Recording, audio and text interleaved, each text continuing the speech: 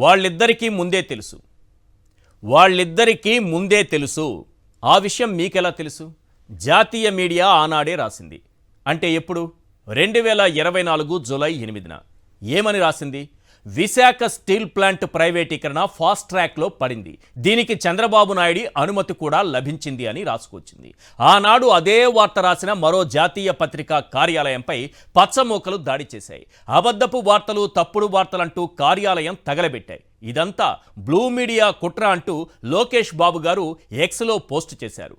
అయితే ఆఖరికి ఏమైంది? ఆ వార్తే నిజమైంది. ప్రైవేటీకరణ ఆగేది లేదని తేలిపోయింది.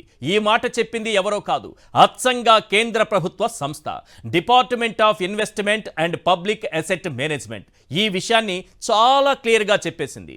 విశాఖ స్టీల్ ప్లాంట్పై కేంద్రం వైఖరిలో ఎలాంటి మార్పు లేదని తేల్చేసింది. ప్రైవేటీకరణపై తగ్గేదే లేదని పేపర్పై రాసి సంతకం కూడా పెట్టేసింది.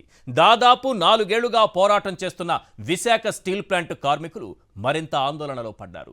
ప్యాకేజీ ఇచ్చారు, ఆదుకుంటారు, ప్రైవేటీకరణ ఆగుతుందని మనసులో ఎక్కడో మినుకుమంటున్న ఆశలు కూడా ఆవిరైపోయాయి. ఇంత జరుగుతున్నా పవన్ కళ్యాణ్, చంద్రబాబు నోరు మెదపడం లేదు. అధికారంలో ఉన్నా, కావలసినంత బలమున్నా కేంద్రాన్ని నిలదీసే ప్రయత్నం చేయటం లేదు. వాళ్ళెందుకు చేస్తారు సార్? మెటల్ స్టీల్ ప్లాంట్కు ముడి ఖనిజం ఇవ్వాలని మోడీని కోరిన బాబు గారు విశాఖ స్టీల్ ప్లాంట్ భవిష్యత్తును కోరుకుంటారంటే ఎవరు నమ్ముతారు? ఒక్క ఎంపీ ఉంటే ఢిల్లీని గడగడలాడించేస్తానన్న పవన్ కళ్యాణ్ ఇప్పుడు ఎక్కడున్నారో, ఎప్పుడొస్తారో, వచ్చినా ఈ విషయాన్ని పట్టించుకుంటారో పట్టించుకోరు ఎవ్వరికీ అర్థం కావడం లేదు. ఆయన అప్పుడప్పుడు ఆన్ అవుతూ ఉంటారు, ఎక్కువ టైం ఆఫ్ అవుతూ ఉంటారు. ఇప్పుడు ఆఫ్లో ఉన్నారు. ఆయన ఆన్ అయ్యేది ఎప్పుడు? విశాఖ స్టీల్ ప్లాంట్ ప్రైవేటీకరణపై స్పందించేది ఎప్పుడు? ఇలాంటి ప్రశ్నల మధ్య కార్మికులు అడుగుతున్న ఈ 10 ప్రశ్నలకు బాబు, పవన్, పురంధేశ్వరి కూటమిగా సమాధానం చెప్పాలి. Question number 1, Visakha steel plant ప్రైవేటీకరణ ఎట్టి పరిస్థితుల్లో ఆగదని కేంద్రం తేల్చేసింది, నిజమా కాదా? కూటమి కరెక్ట్ ఆన్సర్ చెప్పాలి. క్వశ్చన్ నెంబర్ 2, కేంద్రం ఇచ్చే ప్యాకేజీలతో స్టీల్ ప్లాంట్ ప్రైవేటీకరణ ఆగదని మీకు ముందే తెలుసు, అవునా కాదా? కూటమి కరెక్ట్ ఆన్సర్ చెప్పాలి. క్వశ్చన్ నెంబర్ 3, ప్రైవేటీకరణపై వెనక్కి తగ్గేది లేదని కేంద్రం తేల్చిన బాబు, పవన్ కిక్కురుమనడం లేదు, నిజమా కాదా? కూటమి కరెక్ట్ ఆన్సర్ చెప్పాలి. క్వశ్చన్ నెంబర్ 4, అధికారంలో ఉన్న, ఎన్డీఏలో కీలకంగా ఉన్న ప్రైవేటీకరణ ఆపే ప్రయత్నం చేయటం లేదు, అవునా కాదా?